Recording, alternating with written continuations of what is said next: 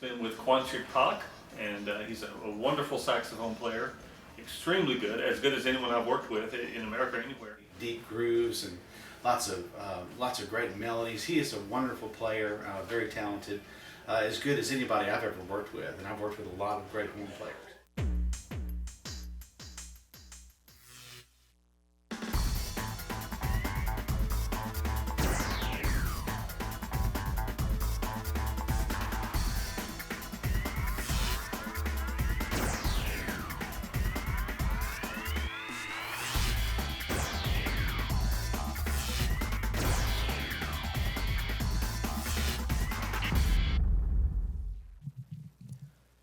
네, 반갑습니다.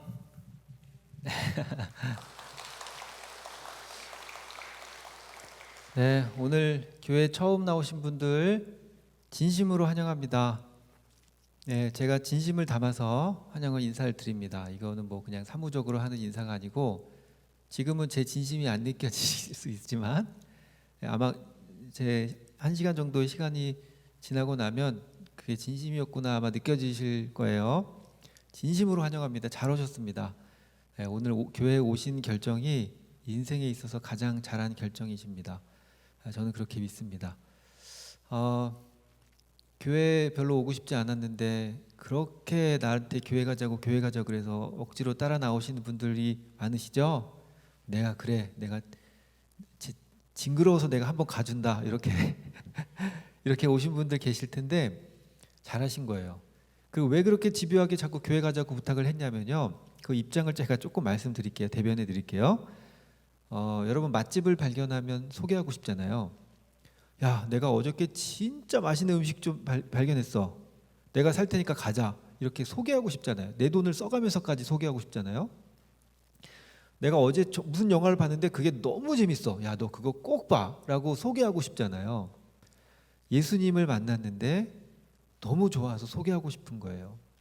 여러분은 교회 오고 싶지 않았어도 그렇게 교회 가자고 졸랐던 이유가 그 이유 때문입니다. 그러니까 여러분 사랑해서 하는 마음이었으니까 혹시 불편했다면 조금 이해해 주시면 좋을 것 같고 마음을 여셔서 오늘 이 시간 저하고 함께 1시간 정도의 시간을 보내고 나면 아마 예수님이 믿어지고 싶으실 수도 있어요. 잘못 걸린 겁니다 오늘.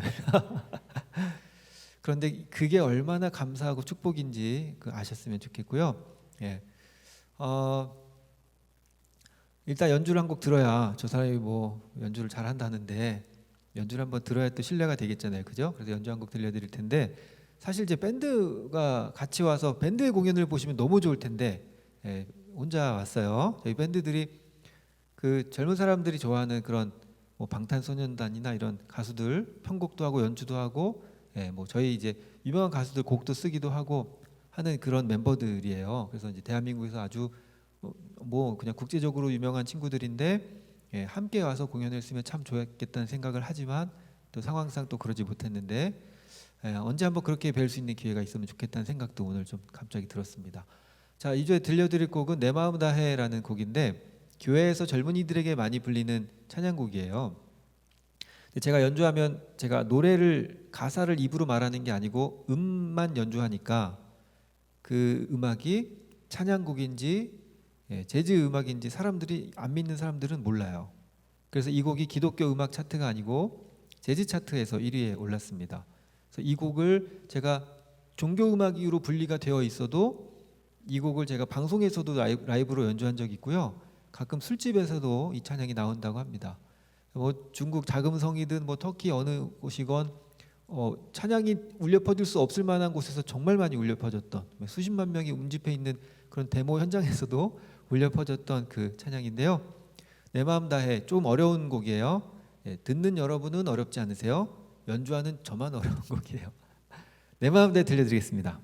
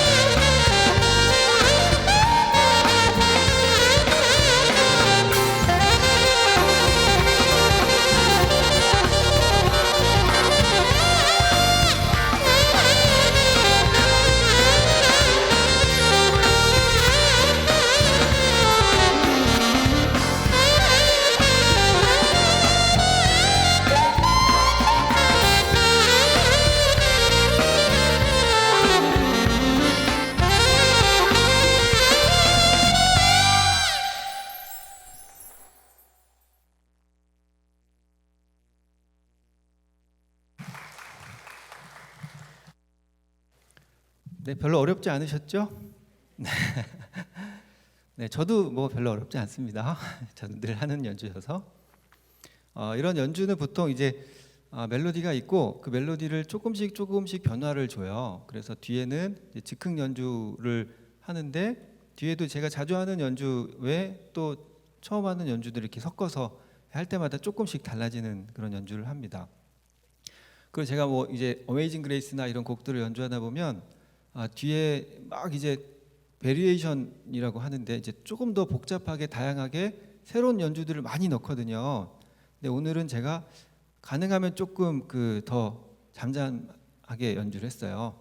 복잡하게 하면 어른들은 조금 어려워하시는 것 같아서 그래서 제가 오늘은 뒤에 많이 어렵게 하지 않고 좀 얌전하게 했는데요. 이따가 어메이징 그레이스 또 들려드릴게요. 자, 지금 들려드릴 곡은 오늘 계절에 아주 잘 어울리는 곡이에요. 언젠가부터 계절이 여름하고 겨울밖에 없는 이 계절로 바뀌었었던 것 같아요. 근데 이번 봄이 생각보다 길게 가요. 제가 이번 봄을 그 어느 때보다 좀 길게 보내고 있는 것 같아요.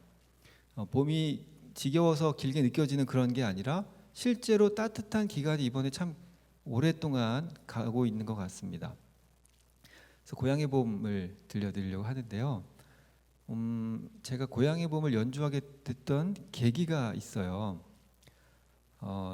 2년 반 전이에요. 크리스마스를 한 달 앞두고 캐롤을 들으면서 운전하고 가는데 갑자기 너무 분한 마음과 속상한 마음과 죄송한 마음과 분노가 같이 막 올라오더라고요. 왜 그랬냐면 말구유에 나신 예수님 뭐 이렇게 음악은 막 기분 좋게 흘러가는데 아니 예수님이 왜 말구유에 나셔야 됐지? 저도 아들을 셋을 낳았는데 아들 셋을 병원에서 낳고 처음 낳자마자 아이를 품에 안아본 게 다고 그 위에 이틀인가 3일인가를 그 무균실로 보내서 유리판을 놓고 하루에 한 번인가 두 번인가를 면회했어요. 안아보지도 못하고. 왜 그랬을까요? 감염될까봐, 세균에 감염될까봐. 그런데 예수님이 오셨던 날은 12월 25일은 예수님이 오신 것을 기념하는 날이고 실제로 예수님이 오신 날은 지금 이 따뜻한 계절이거든요. 예수님이 그 따뜻한 날 마구간에서 나셨다는 건 마구간은 집 안도 아니고 집 밖에 있는데 이 계절에 마구간 가보시면 알겠지만 그 찌린내 때문에 코와 눈이 매워요. 눈을 뜨기 어려울 지경이에요. 그곳에서 아기가 나왔고 그 모기, 파리, 온갖 세균, 벌레들이 기어다니는 그곳에 예수님이 누워 있었다는 거죠. 제가 입장을 바꿔서 생각해 봤어요. 운전하다 말고 만약에 우리 아내가 지금 막 이제 애가 막 나오기 시작했고 양수가 터지고 막 난리가 났는데 지금 방을 사람들한테 방 좀 내달라고 문을 두드리는데 아무도 방을 안 내준 거예요. 문을 열어서 쓱 보고는 애가 나온다고 하니까 나는 모르는 일이야 하고서 문을 닫아버렸다면 제가 그 사람들의 얼굴을 안 감을 것 같은 생각이 들더라고요. 그게 너무 속상한 거예요.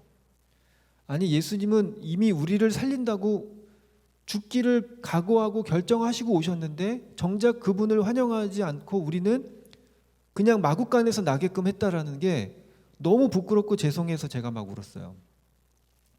아버지, 그 사람들 중에 한 사람이 접니다. 제가 주님을 그렇게 환영하지 못했습니다. 나를 위해서 오신 예수님을 환영하지 못했습니다. 주님 죄송합니다. 그리고 울다가 제가 나중에 이렇게 고백했어요. 제가 나중에 고향의 봄 연주해 드릴게요. 예수님이 계셨던 그곳 천국은 어떨지 상상이 안 되지만 아마 울긋불긋한 꽃 대궐 같지 않을까, 꽃으로 가득 찬 그런 아름다운 곳이 아닐까 생각이 되는데 그럼 예수님 제가 고향의 봄 연주해 드릴게요 그랬어요. 그래서 계절과 상관없이 간혹 이제 이 곡을 연주하곤 하는데 이 곡을 들으시면서 찬양은 아니지만 이 곡을 들으시면서 그 당시에 예수님을 환영하지 못했던 우리의 모습을 생각하시면 아마 이 곡도 회개가 되고 은혜가 되리라 믿습니다. 네, 고향의 봄 들려드릴게요.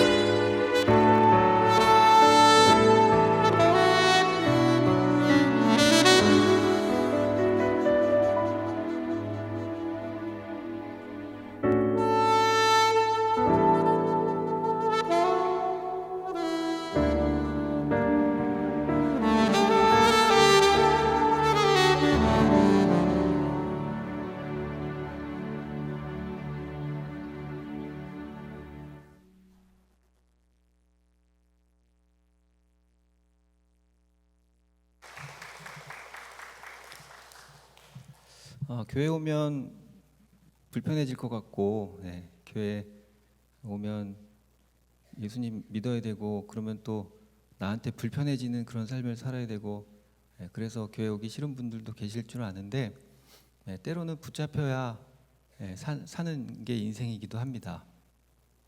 제가 열대어 구피라는 물고기를 키웠어요. 열대어를 키워보신 분들은 아마 다 아는 어종이에요. 워낙 번식력이 좋아서 누구나 키울 수 있는.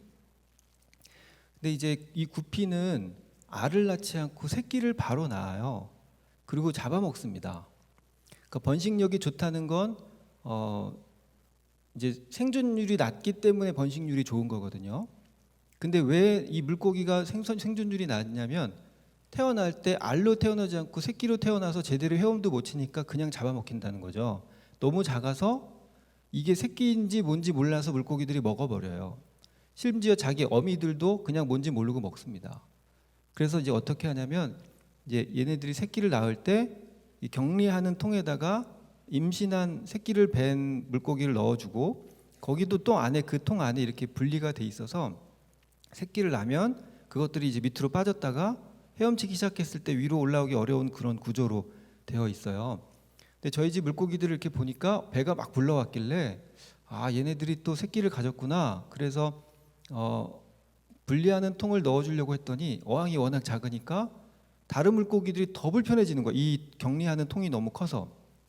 그래서 제가 나중에 새끼 낳기 직전까지 놔뒀다가 그때 분리를 해야지 하고 보니까 얘네들의 출산 예정일을 제가 모르는 거예요. 언제 새끼를 가졌는지도 모르고. 근데 배가 정말 빵빵하게 불러오면 그러면 그때 옮겨줘야 되나? 그러고서 며칠이 지났어요.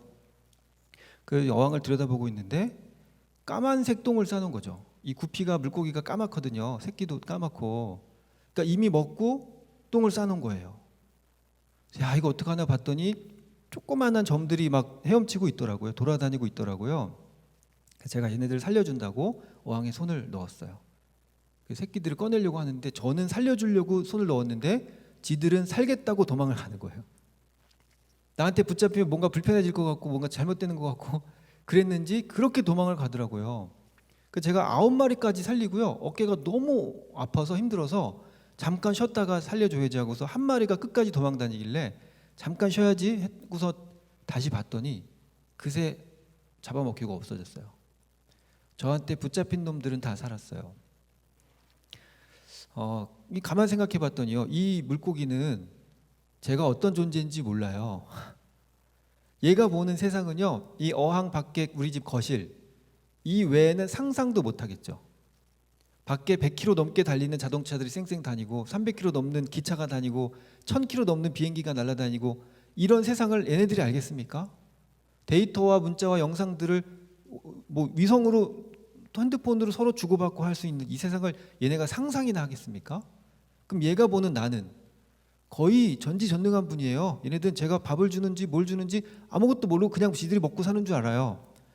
애들이 때때로 먹을 것을 주시는 분도 저였거든요. 물이 계속 놔두면 증발돼서 없어지는 걸 애들은 몰라요.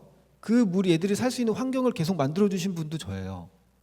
그 애들은 산소가 없으면 죽는다는 거 몰라요. 그래서 안에서 거품이 나게 해주는 기계를 넣고 전기세 꼬박꼬박 내고 계신 분이 전데 그걸 애들은 몰라요. 그분이 살려주신다는데 얘네들이 비하면 저는요. 지 스스로 라면도 끓여 먹고요. 지 스스로 운전도 하고 1000km 넘게 달리는 비행기 타고 가서 공연도 하고 앨범도 만들고 엄청나게 많은 일을 할 수 있는 얘네들에 비하면 거의 전지전능하신 분이잖아요. 근데 제가 살려주려고 하는데 그걸 도망가더라고요. 때로는 붙잡히는 게 사는 방법입니다. 이제 무슨 얘기하는지 여러분 아마 아실 거라고 생각이 들고요. 그렇게 해서 오늘 좀 얘기를 좀 진행하려고 합니다. 어메이징 그레이스를 연주할 텐데요. 이 어메이징 그레이스는 사실 존 뉴튼이라는 사람이 흑인들을 잡아다가 노예로 팔아넘겼던 노예선의 선장이었어요. 그가 죽을 뻔한 고비를 겪게 됐을 때 하나님께 살려달라고 기도합니다. 아버지 날 살려주시면 내 인생을 드리겠습니다. 그리고 하나님께서 그를 살려주십니다. 그가 모든 죄를 회개하고 목회자의 길을 걷게 되는데 그 모든 죄를 회개하면서 쓴 곡이 바로 이 어메이징 그레이스입니다. 미국에서 대통령이 이 취임식을 할 때든 공식적인 석상에서 가장 크게 쓰임받고 있는 곡, 모든 사람이 다 아는 그 곡 어메이징 그레이스, 나 같은 죄인 살리신 주 은혜 놀라워, 잃었던 생명 찾았고 광명을 얻었네. 이 고백이 오늘 저와 여러분의 고백이 되었으면 좋겠습니다.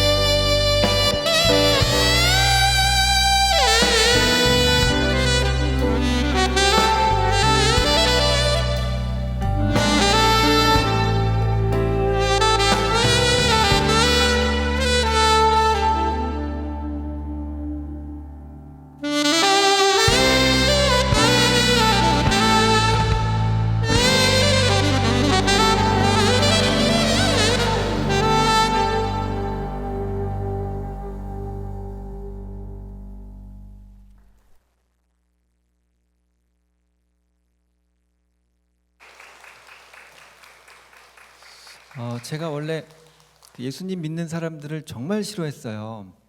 교회 안에서의 모습과 교회 밖에서의 모습이 다른 사람들을 봤어요. 그때 제가 뭘 느꼈냐면, 아, 예수님이 없나 보구나. 예수님이 있다면 교회에서만 착한 척하지는 않을 텐데. 그래서 제가 예수님이 없는 걸 증명하고 싶었어요. 그래서 신학책을 보기 시작했습니다. 예수님이 없는 걸 증명하려면 학문적으로 증명을 해내야 되니까. 그래서 읽었던 신학책들을 통해서 예수님을 믿게 됐습니다. 예, 그때 인생 꼬이고서 지금 이렇게 살고 있는 거 아니겠습니까? 그렇게 예수님 만나고 나서 제가 결정했던 게 뭐냐면 나는 말씀대로 살아야겠다. 왜냐하면 말씀대로 살지 않는 사람들이 너무 싫었으니까 나는 한번 말씀대로 살아야겠다. 그래서 말씀들을 봤더니 말씀대로 사는 게 쉽지 않은 거예요. 오른뺨을 치면 왼뺨을 돌려대야 돼요. 오리를 가자 그러면 십리를 가져야 돼요. 나한테 불편한 얘기들 뿐이에요. 왜 나를 불편하게 할까? 왜 예수 믿는 사람들은 이렇게 희생하면서 살아야 될까를 생각할 만큼 나한테 희생하는 얘기들을 자꾸 하세요.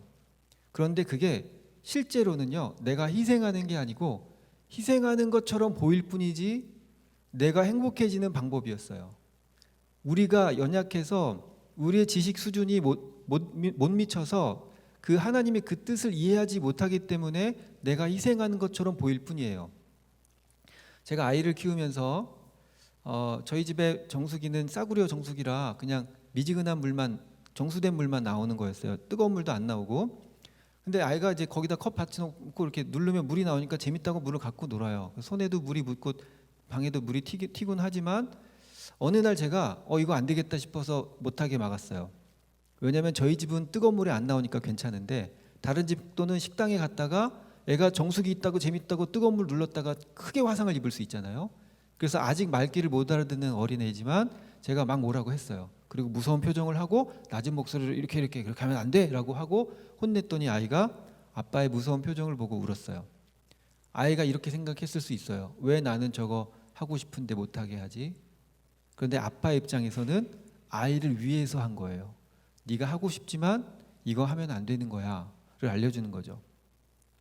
아이가 기저귀 차고 다닐 때인데 얘는 똥을 싸면 기저귀를 안 가려고 그렇게 도망 다녔어요. 너 기저귀 갈아야 돼. 그런데 똥을 싸놓고 이거 내 건데 왜 아빠가 가져가냐는 거죠. 내가 만들어 놓은 건데 내가 지금 내가 만들어 놓은 내 건데 왜 아빠가 이걸 가져가냐는 거죠. 그걸 빨리 갈지 않으면 진물 나요. 얘가 하고 싶지 않아도 해야만 하는 것들이 있어요. 아까 목사님 말씀하신 게 그런 거죠. 하고 싶지만 하면 안 되는 게 있고 하기 싫지만 해야 되는 게 있어요. 그게 어른의 입장에서 부모의 입장에서는 그게 맞지만 아이는 이해할 수 없을 수 있죠. 그렇지만 아이가 맞아요, 부모가 맞아요. 부모가 맞아요. 얘가 잘 되길 바라기 때문에 그렇게 하는 거예요. 성경이 딱 그겁니다. 우리가 희생하는 것 같지만 우리를 불편하게 만드시는 것 같지만 사실은요 우리가 행복해지는 방법을 알려주시는 거예요. 하나님께서 우리에게 빵을 2개를 주셨어요. 한 손에 하나씩. 나 하나 저 친구에게 하나 이렇게 주시면 모두가 공평할 텐데 하나님께서 공평하신 하나님이라고 하시는데 왜 불공평하게 누군가에게 2개 주고 누군가에게는 하나도 안 주셨을까? 예수님께서 하나님께서 생각해 보니까 너무 좋은 생각이 났던 거죠. 내가 좋은 방법이 떠올랐어. 내가 빵을 너 하나 저 애 하나 줄 수 있는데 그러면 너는 너대로 저 애는 저 애대로 살겠지. 그런데 내가 너한테 2개 다 줄 테니까 이거 값없이 구워줘. 이거 썩어질 거니까 땅에서 놔두지 말고 하늘의 보화를 쌓는 거야. 값없이 구워줘. 고아와 과부들의 친구가 되어줘. 힘들고 어려운 사람들에게 다가가서 손 내밀어줘 라고 말씀하시는 거예요. 그게 우리를 희생시키는 것 같고 어렵게 만드는 것 같지만 결과는 어떠냐면 내가 빵을 너한테 저한테 하나씩 줬을 때랑 달라져. 네가 그 아이에게 빵을 주면 그 애는 너한테 고마워하겠지. 그전에는 너는 너 나는 나였지만 이제는 우리가 되는 거야. 너희들에게 관계가 생겨. 그리고 너희 안에 사랑이 생겨. 도움을 받은 그는 너에게 고마워할 것이고 원래 네 것이 아닌데 나눠줬던 너는 그 때문에 그의 행복을 보고 너도 행복해지고 또 뿌듯해지고 그럼 모두가 행복한 세상이 될 것 같아. 자, 그러니까 내가 너한테 줄 테니까 값없이 구워줘. 나눠줘. 그들에게 기댈 어깨가 되어줘 라고 말씀하시는 거였어요.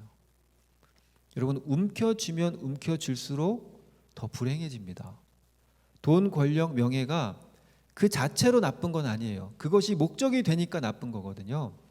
그것이 내가 의로운 일을 위해서 필요하다면 그러면 얻을 수 있어요. 그건 잘못된 게 아닌데 그 자체가 목적이 되면서 모두가 불행해지고 모두가 세상의 참 진리를 깨닫지 못하고 살아가게 돼요.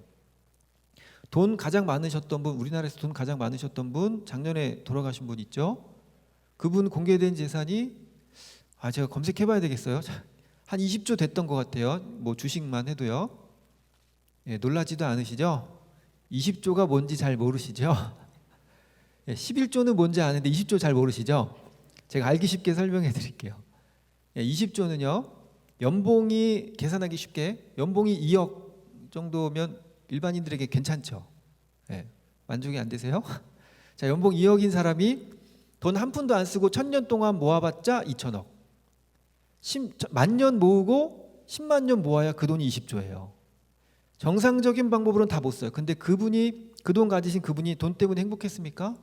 돈 때문에 불행한 삶을 살지 않았습니까? 그 아들은 또 어떻습니까? 돈 때문에 그렇게 감옥 가고 그러지 않습니까? 권력이요? 권력 쥔 사람, 뭐 대통령이 뭐 대표적이죠. 지금 대통령 처음에야 인기 많았지만 지금 얼마나 욕을 먹습니까? 사는 게 아닐 겁니다. 그 전 대통령이요? 감옥 가셨죠. 그 전 대통령 또 감옥 가셨죠. 예, 그 전 대통령은 인생으로서는 가장 안타까운 죽음을 맞았죠. 또 그 지금 살아있는 그 전 대통령, 그 사람 동상 만들어서 사람들이 침 뱉고 뺨 때리고 막 그랬던 건 아시죠? 무슨 짓 당할까봐 경호원들 없으면 못 돌아다니세요. 그 인생이 행복하겠습니까? 그냥 불행 그 자체입니다. 돈, 권력, 명예를 쥔 사람들 대부분 불행했습니다. 대부분이요. 그 자체의 목적을 두고 살면 그게 만족을 못 주거든요. 왜냐하면 돈, 권력, 명예가요. 목적이 그 자체에 있지 않아요. 공부의 목적이 재미입니까? 혹시 나는 공부가 너무 재밌어요. 방학만 되면 그렇게 공부할 시간이 많아서 너무 좋아. 이런 분이 있습니까? 혹시 그런 분이 옆에 계시면 잘 돌봐주셔야 돼요. 어디 잘 못 나가게 잘 돌봐주셔야 돼요. 여러분, 노동의 목적이 재미입니까? 나는 삽질이 그렇게 재밌어. 아침부터 밤까지 삽질만 하면 그렇게 기분이 좋아. 이런 분 혹시 계십니까? 노동의 목적은 재미가 아닙니다. 노동의 목적은 소득을 얻는 데 있어요. 그게 돈이 됐든 아니면 뭐 예를 들어 내가 노동을 통해서 요리를 해서 음식을 만들어냈든, 그죠? 물건을 고쳐내든. 공부의 목적은 재미가 아니라 지식을 얻는 데 있어요. 그런데 그 목적이 성취될 때 그때 재밌어요. 공부가 재미없지만 지식이 쌓일 때, 몰랐던 문제가 풀리기 시작할 때 그때 재밌잖아요. 예, 그런 경험이 없으신 것 같은 표정들이시지만 그렇잖아요. 예전에 대박집 쪽박집이라는 프로그램이 있었어요. 대박집 사장님은 쪽박집 가서 왜 문제가 있는지를 진단하고, 쪽박집 사장님은 대박집 사장님 집에 가서 왜 잘 되는지를 일주일 동안 서로 교차해서 경험하는 거예요. 그런데 대박집 사장님은 새벽 5시부터 나와서 장을 보고요. 좋은 재료를 사서 밤 12시까지 일하고 집에 돌아가면서 뭐라 그러냐면 돈 버는 거 재밌습니다. 그래요. 쪽박집 사장님은요. 이제 낮쯤 돼서 나오세요. 그리고 이제 파리 몇 마리를 잡으시고 신문을 읽습니다. 나중에 볼 게 없어서 광고까지 다 보시고, 그래서 오후쯤에 돈 버는 거 너무 힘들다 그래요. 한 거 아무것도 없는데요. 왜 그런지 아세요? 목적이 성취가 안 되기 때문에 그래요. 우리 인생 목적이 성취될 때 그때 재밌거든요. 근데 돈, 권력, 명예 자체가 목적이 아닌데 그걸 목적으로 삼기 때문에 우리 인생이 그냥 불안한 거예요. 자, 그럼 그 인생의 목적은 뭐냐? 자, 요건 생략할게요. 긴 얘기인데 요 얘기가 오늘 중요한 얘기는 아니니까 그건 생략할게요. 우리는 오늘 하나님의 은혜만 보면 돼요. 그분의 사랑만 보면 돼요. 자, 그 얘기는 생략하겠습니다. 자, 그래서 쓸데없는 것, 그 자체로 목적을 두는 것은 쓸데없는 거예요. 여러분, 오늘 본문 말씀 한번 보세요. 그 밭의 보화를 발견했어요. 밭의 보물을 발견했어요. 이걸 내가 가져가는 건 도둑질이에요. 왜냐하면 남의 소유의 밭이니까. 그럼 어떻게 해야 되냐면 합법적으로 하려면 이 밭을 통째로 사버려야 돼요. 그러면 그 밭에 있는 건 다 내 거니까. 그런데 돈이 모자라요? 내가 가진 게 부족해요. 그럼 어떻게 해요? 다 파는 거죠. 내가 가진 것, 옷, 신발까지 그냥 전부 다 팔아서 살 수만 있다면 모든 것을 다 파는 거예요. 성경이 자세하게는 안 나왔지만 얼만큼까지 팔았냐, 그것을 살 수 있을 만큼 팔려면 다 끌어 모았어야 될 거예요. 그렇죠? 그러면 내가 적어도 그 보화를 발견하고 그것이 다시 물질이 돼서 내가 생활을 하려면 적어도 몇 주 정도는 노숙을 해야 될 수도 있고 구걸을 해야 될 수도 있는 상황이 될지 모르지만, 그럼에도 불구하고 모든 것을 다 털어서 살 만큼의 가치라는 거죠. 가치에 대한 대가 지불, 이 하나님께서 정해놓은 법칙이거든요. 그 예외가 하나 있는데요. 그게 은혜입니다. 내가 뭔가를 통해서 얻는 게 아니에요. 은혜는 그냥 값없이 주시는 거죠. 근데 가치에 대한 대가 지불은 굉장히 성경적이에요. 그래서 가치가 아닌 것에다가 대가를 지불하기 때문에 우리 인생이 불행한 거예요. 돈, 권력, 명예 자체로 가치를 두니까 우리 인생이 불행해지는 거거든요. 이 얘기를 제가 예를 들어서 말씀드리고 싶은데 다른 데 가서 하는 얘기인데 시간 관계상 제가 생략해야 되는 게 너무 아쉽네요. 예, 나중에 또 혹시 모르겠습니다. 나중에 또 오게 되면 제가 좀 말씀드릴게요. 그리고 또 가치인데 불구하고 그 가치를 몰라보기 때문에 그걸 구입하지 못해서 그걸 얻지 못해서 불행해지기도 해요. 저는요, 스마트폰이 만약에 500만 원이라면 저는 삽니다. 저에게는 그만큼의 가치가 있어요. 순식간에 들어오는 많은 그 전화들, 문자들, 이메일들을 다 확인해서 보내고 하는 일들을 이동 중에도 가능해요. 그리고 스케줄도 다 그걸로 관리하고요. 그래서 저에게는 500만 원이라고 해도 저는 살 수 있어요. 예를 들어서 누가 20억짜리 람보르기니를 저한테 1억에 사라고 그러면 되파는 게 아니고 그냥 네가 탈래? 그러면 1억에 사. 저는 안 삽니다. 저한테는 그 정도 가치 없거든요. 뭐 그게 안전하기를 합니까? 뭐 많은 사람을 태울 수 있기를 합니까? 불편하기만 하고 빠르기만 하지. 과속만 해야 되지. 뭐 좋은 게 하나도 없어요. 저한테는 가치가 없어요. 그런데 우리가 오늘날 가치가 아닌 것에 모든 것을 걸기 때문에 인생이 불행한 거거든요. 여러분 어르신들 계신데 죄송합니다. 인생 기껏 살아야 100년인데 돈, 권력, 명예 위해서 살기는 아깝지 않습니까? 이 인생이 만약 전부라면 이 인생을 위해 살아도 좋은데 만약에 오늘 교회를 방문하신 분들 지금 예수님을 믿고 있는 이 사람들이 믿는 그 신이 진짜라면 만약 천국이 있다면 여러분 지금 바로 가고 있는 거 맞습니까? 이걸 진지하게 고민해 보셔야 됩니다. 저는 예수님을 믿고 천국을 믿습니다. 그렇기 때문에 이 땅에 별로 미련이 없어요. 제가 뭐 하나님의 의를 위해 저를 희생하면서 뭐 남을 도와주고 이런 거 아니에요. 제가 좋아서 하는 거예요. 제가 하나님께 약속했어요. 가진 거 다 팔아서 하나님 주겠다고, 하나님 드리겠다고. 앨범 냈어요. 앨범 낼 때 빚내서 냈고요. 앨범에 수익금을 드리겠다 그랬어요. 안 팔릴 줄 알았죠. 근데 앨범이 이제 원치 않게 많이 팔린 거예요. 그래서 어쩔 수 없이 약속을 했으니까 제가 이거 이렇게 많이 팔릴 줄 알았으면 수익금의 일부를 드리겠다고 그랬을 텐데 안 팔릴 줄 알고 다 드리겠다고 했는데 많이 팔린 거예요. 그래서 원치 않게 아프리카 우물 파주는데 그걸로 3,000명을 살리게 됐다는 얘기를 듣습니다. 돈 1,000만 원으로 사람 한 명 살리기 쉽지 않은데 3,000명을 살려? 발이 땅에 안 닿는 것 같은 거예요. 너무 행복한 거예요. 그래서 아내한테 물어봤죠. 집에 재산이 있냐고. 한 푼도 없고 빚만 잔뜩 있대요.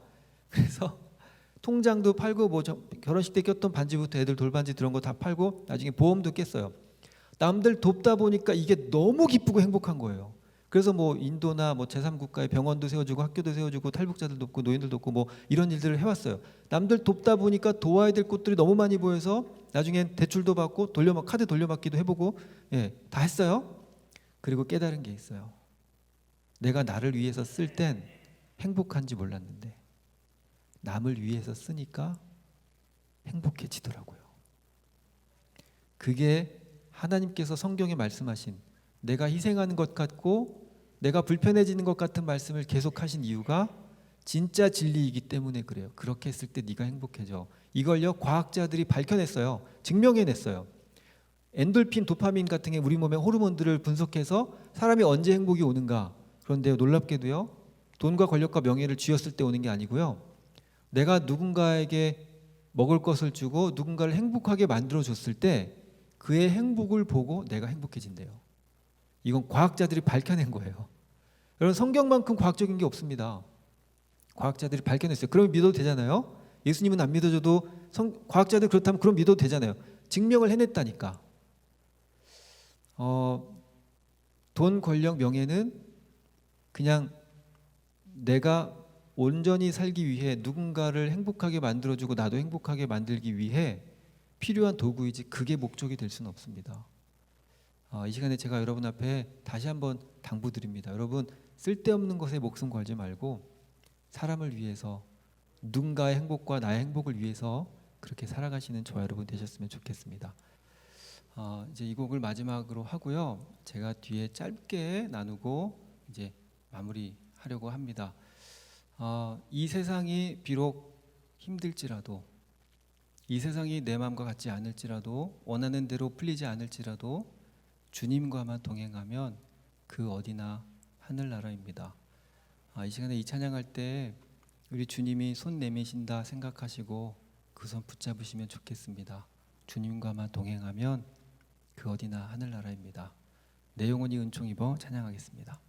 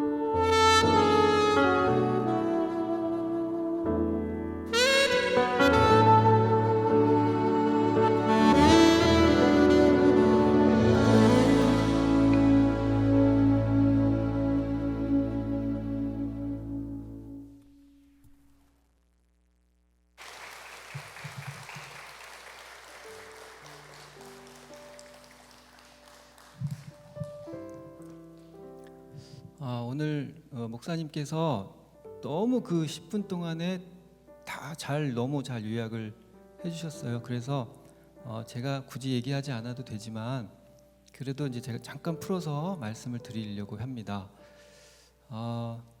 가치에 대한 대가 지불.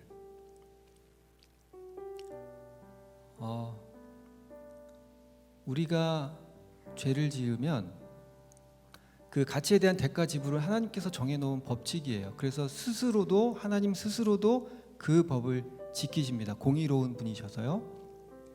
그래서 가치에 대한 대가 지불을 해야 되는데 이 인간들이 자꾸 죄를 지으면 그거에 대한 대가 지불을 해야 되는데 우리를 벌하시는 게 너무 마음이 아프셔서 어떤 법칙을 만드셨냐면 흠이 없고 순전한 짐승, 양 이런 짐승에다가 손을 얹어서 내 죄를 거기에다가 전가를 시켜요.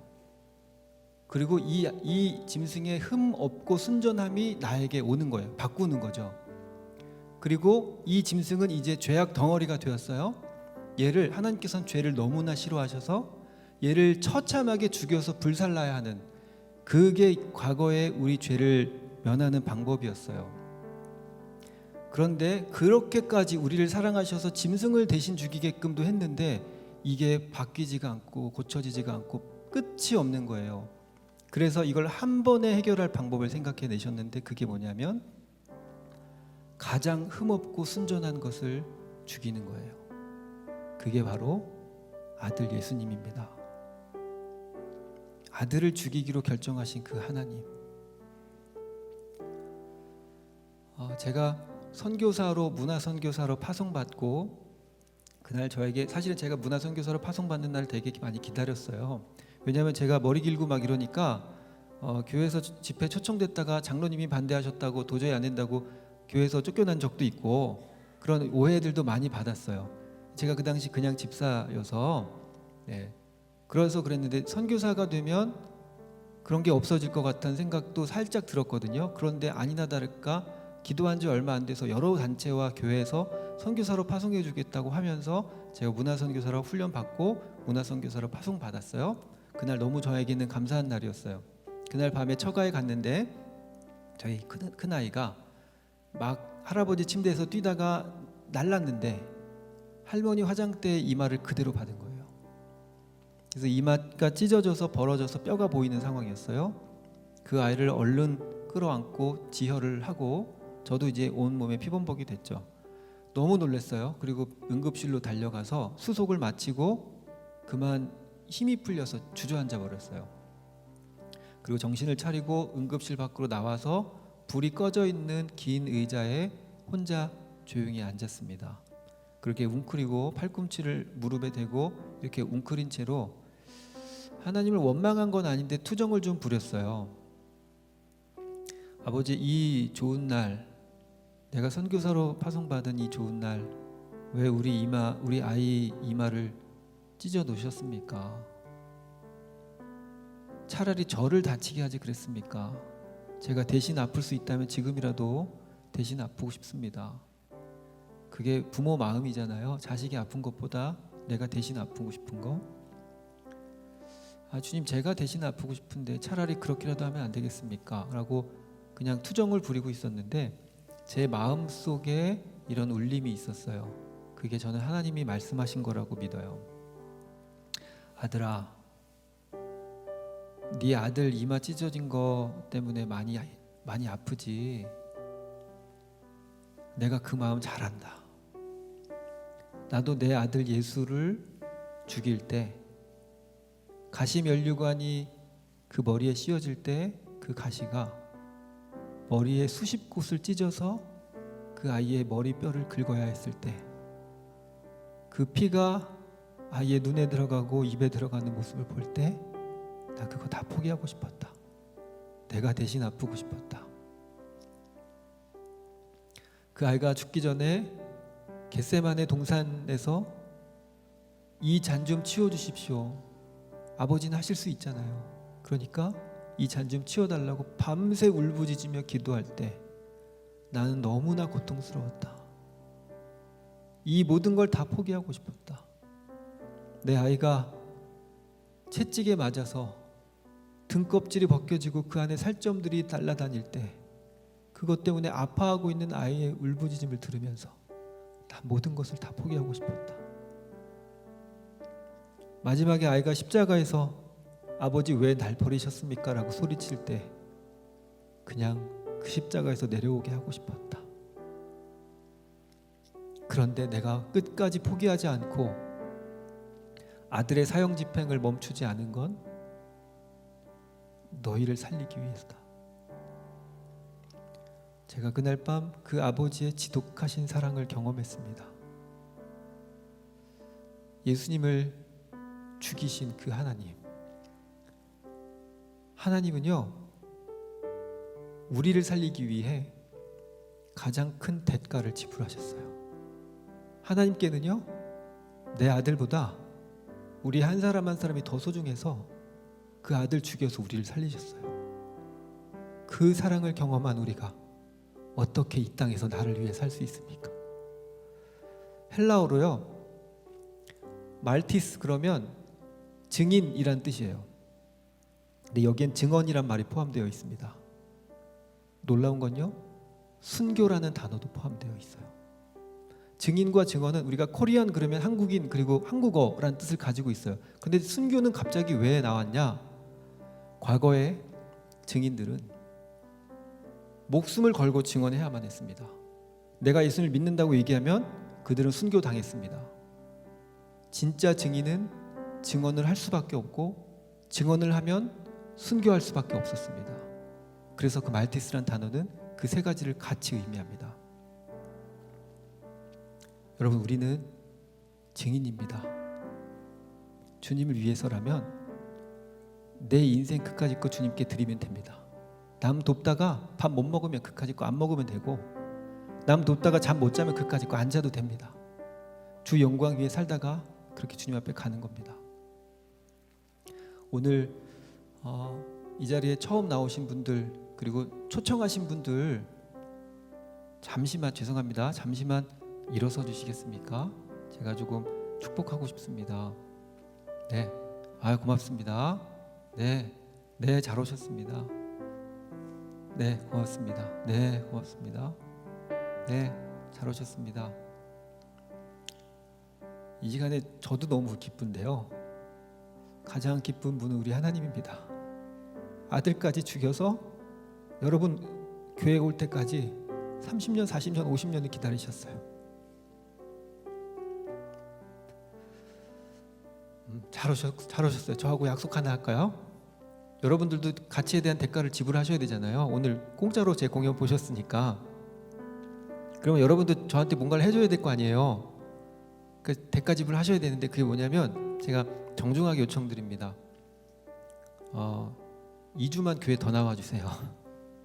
앞으로 2주만 더 요청하지 않습니다. 앞으로 2주만 더 교회 나와주시고, 오늘 교회에 등록하기로 결정하셨다면 너무 감사하고, 나 그래도 믿어지지 않는데, 나 이거 교회 나 아직 마음에 안 드는데, 그래도 2주만 나와주시면 좋을 것 같습니다. 그 뒤에 그래도 난 교회가 싫어 그러면 그때는 안 나오셔도 괜찮습니다. 여러분의 선택입니다. 그런데 제가 간곡하게 요청드립니다. 저에게도 인생의 가장 큰 목적, 가장 큰 가치는 복음이고 구원입니다. 여러분을 위해서 하나님께서 오래 기다리셨습니다. 그 사랑을 입은 자로서 제가 한번 기도할 텐데, 여러분 큰 소리로 따라하지 않으셔도 좋은데 내 목소리가 내 귀에 들릴 정도로만 하셔도 좋을 것 같고, 뻘쭘하실 수 있으니까 여러분들이 다 따라해 주시면 좋을 것 같아요. 제가 깊이 있는 기도 안 하고 아주 단순한 기도 짧게 하겠습니다. 자, 눈을 감으시고요, 기도하겠습니다. 저를 따라해 주시면 됩니다. 하나님 아버지, 감사합니다. 주님께서 아들을 죽이시고 그 대가로 나를 살리셨습니다. 그 은혜를 입은 자입니다. 오늘 내가 이 교회에 나왔습니다. 그 주님의 사랑을 경험합니다. 주님께서 나를 위해 죽으셨음을 믿고